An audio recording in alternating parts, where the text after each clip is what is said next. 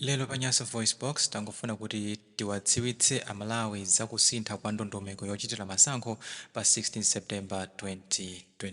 Mbuyomu malingana ndi malamulo athu a dziko lino la Malawi ndime 74 ya malamulo oyendetsera zisankho kuno kwathu Malawi pa Chingerezi manena kuti Presidential Parliamentary and Local Government Elections Act imanena kuti mu Chingerezi a registered voter shall exercise his or her right to vote at a polling station located at the registration center where he or she is registered or has been transferred to in accordance with this act. Ndimemene mana kuti muchichewa akuti munthu amene walembetsa kuti akagwiritsa ntchito ufulu wake kuti akavote adzikavota pamalo pamene iyeyo adalembetsera kuti akavota kapena malo amene wapangidwa transfer kuti akavote malingana ndi malamulo amene alembedwa mu act imeneyi. Koma pakatipa panali nkhani kuti kodi anzathu apolisi amene alembedwa ntchito yopereka chitetezo ku polling center komanso ma monitors ndi anthu ena otero amene akuthandiza kuyendetsa chisankhochi kodi adzikavotera kuti anthu amene wawa sitikuwaphwanyira ufulu powauza kuti akavotere kwawo pamene ntchito kumene akugwira mwina akagwira kwina. For example,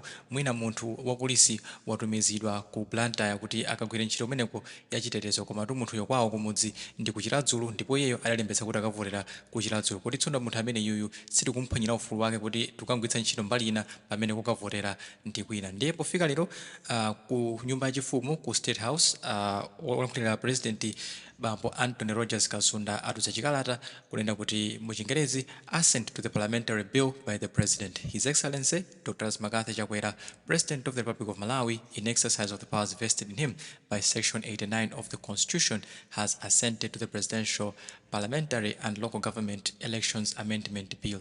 This amendment provides polling staff, representatives of candidates and political parties, as well as officers from security agencies to cast their votes at the polling stations where they are deployed. Akuti a president Avomela kuti ayepena pake mwina tisinthe lamulo kuti anthu onse amene akugwira ntchito yoyendetsa zisankho adzikavotera malo amene iwowa ndithu akugwirira ntchito. Ndipo amenewa ndi ngati anthu amene akugwira ntchito ku Malawi Electoral Commission MEC, anthu amene akuyimira zipani komanso makandidate osiyanasiyana pa chisankho chimenechi monga ma monitors komanso anzathu achitetezo monga apolisi ndi asilikali. Chaka chimenechi chasidwa pa 3 September 2025 kuchokera ku nyumba yachifumu ya Kamuzu Palace mu mzinda wa Lilongwe. Tikati assent to presidential bill umene kumafunsa kuti zikutanthauza chani bilu kapena kuti lamulo likachoka ku nyumba ya malamulo kumene aphungu a nyumba ya malamulo amakambirana kuti chakuti chikhali lamulo, a president a dziko lino amenena kuti asayine kuti lamulo lija liyambe kugwira ntchito. Nde atakambirana aphungu a nyumba ya malamulo kugwirizana kuti lamulo lisithe, chinachi chotsatira kuti a president